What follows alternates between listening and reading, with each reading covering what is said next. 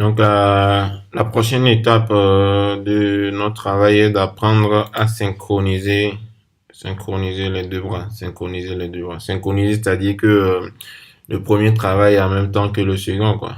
C'est-à-dire selon ce que je comprends. Donc, synchroniser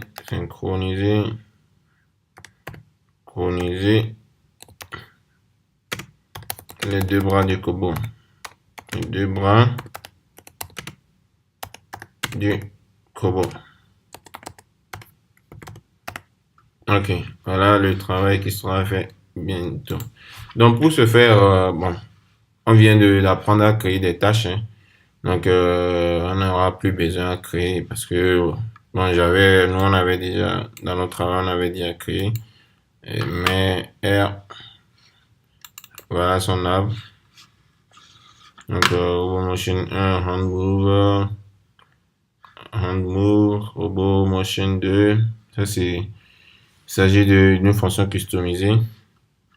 Je vais essayer d'arrondir. C'est une fonction customisée dans le Robot Motion 2. D'attendre au 3, Hand Move to 18. Ça, c'est la capture, sûrement, oui. Après, il remonte. Il va de l'autre côté, etc. Il attend, etc., etc. Donc, je vais aller dans le mode pédagogique. Pour la meilleure task qui a été créée, si je vois bien qu'on a ça, toujours lire les messages. Ok. Simulation réussie, etc. Ok.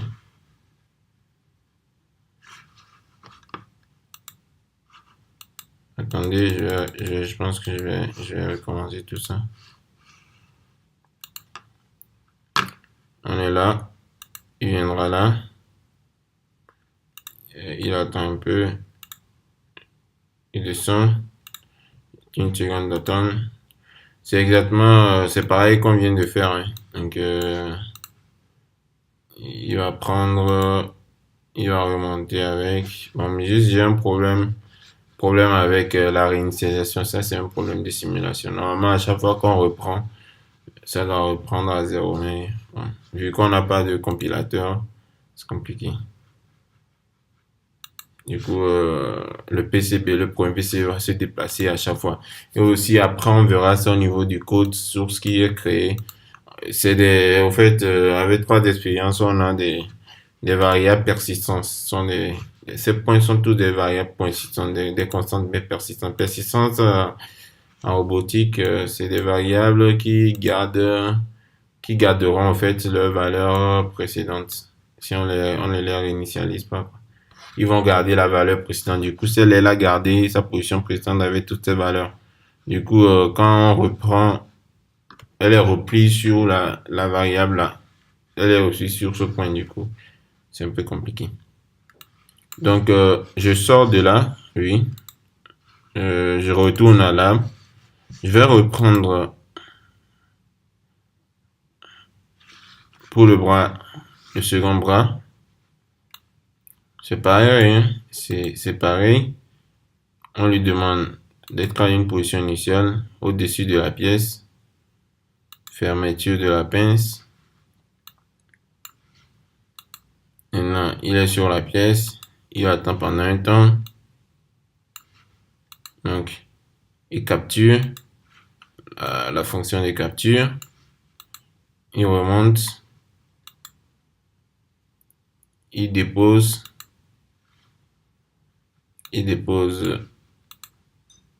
Maintenant, il lâche. Et il revient à sa place immédiatement. Elle est plutôt courte, ça. Donc voilà les deux. Maintenant, comment synchroniser les deux mouvements ensemble? C'est-à-dire que lui le font ensemble. Dès que lui le fait, lui aussi le fait en même temps. Après, ça serait compliqué parce qu'on n'a pas assez au compilateur pour pouvoir voir le résultat, mais quand même, on va essayer de montrer de quoi il s'agit en réalité. Donc, je retourne un peu plus haut et il s'agit d'une tâche qu'on va créer qui sera hors des deux bras parce que chaque bras a ses tâches, mais on va créer une tâche hors des deux bras. Donc, par contre, il faudrait que je sorte de la fonction customiser.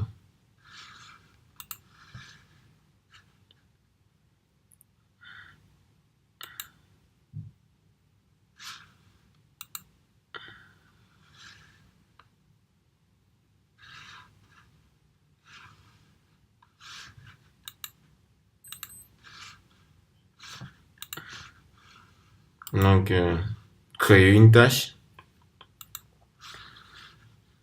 Je vais la nommer task. Task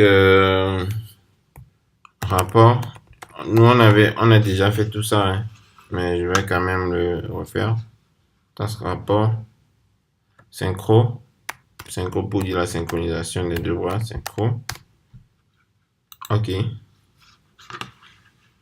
Voilà, task rapport synchro. Vous voyez qu'elle est totalement vide. Maintenant, ici, nous n'allons plus, on n'a plus besoin de faire bouger les bras.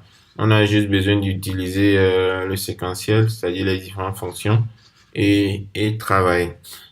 Donc, vu qu'il s'agit d'une synchronisation, c'est-à-dire comme s'ils travaillaient en parallèle, c'est-à-dire les deux vont travailler en parallèle immédiatement. Donc, c'est simple. Je prends la fonction de parallélisme, ajouter une parallélisme, et qu'est-ce que je fais? Je vais dans les tâches, pas dans les tâches, mais plutôt dans les services. S'il y a des tâches utilisables, les services aussi. Je prends pour le bras gauche, je le prends, ok, parallélisme, ok, c'est bon. Maintenant, je le prends tout simplement, je le place là. Ok. Je viens aussi pour mon bras droit. Je peux utiliser la tâche robot rapport qu'on a fait. Bon, je vais utiliser la tâche robot rapport. Je le prends et je la mets. Tac. Ok. Qu'est-ce qui se passe? On voit bien que on aura un parallélisme. Du coup, tout va se passer en même temps, au même moment. On peut dire quand même que dès que lui finit, il continue, lui, il continue. C'est-à-dire reprend la même opération. On peut créer autant de tâches qu'on veut. Les tâches, là, on peut les déplacer, mettre à la suite, etc. Mais bon, bref, on s'arrête jusqu'à la synchronisation parce que c'est l'objet de la vidéo. Donc, je peux effacer ça. Maintenant, qu'est-ce que j'ai envie de faire? Il faudrait que j'aille au niveau de ma tâche synchro. Non, pas au niveau de ma tâche synchro, mais au niveau de là où j'ai créé. Et je vais ouvrir l'éditeur de ma page. L'éditeur de ma page, c'est l'éditeur qui s'occupe au fait des entrées et des sorties. Donc, j'avais parlé à peu près des entrées et des sorties pour chaque tâche. Par exemple, quand je prends pour chaque bras, quand je prends ce bras petit, je peux voir que je peux créer une nouvelle entrée, une variable d'entrée-sortie. Mais vu qu'elle est déjà créée, j'ai plus besoin, donc j'annule. Pareil, quand je prends le bras-ci, je peux aussi faire pareil.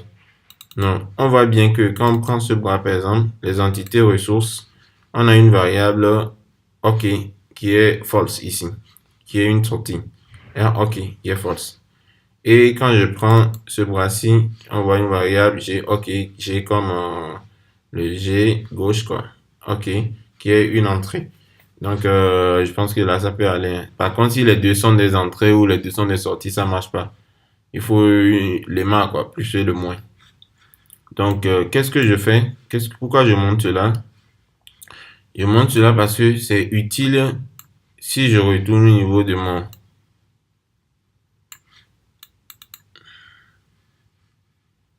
je retourne au niveau de mon task rapport synchro.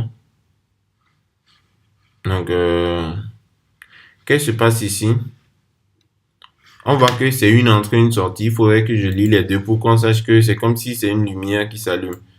Dès que une transmission une transmission entre les deux. Donc là, c'est l'ouverture du mapping qui me permet de l'avoir. Il est déjà fait parce que nous, on l'avait déjà fait. Par contre, moi, je peux décider de supprimer, quoi. Je supprime.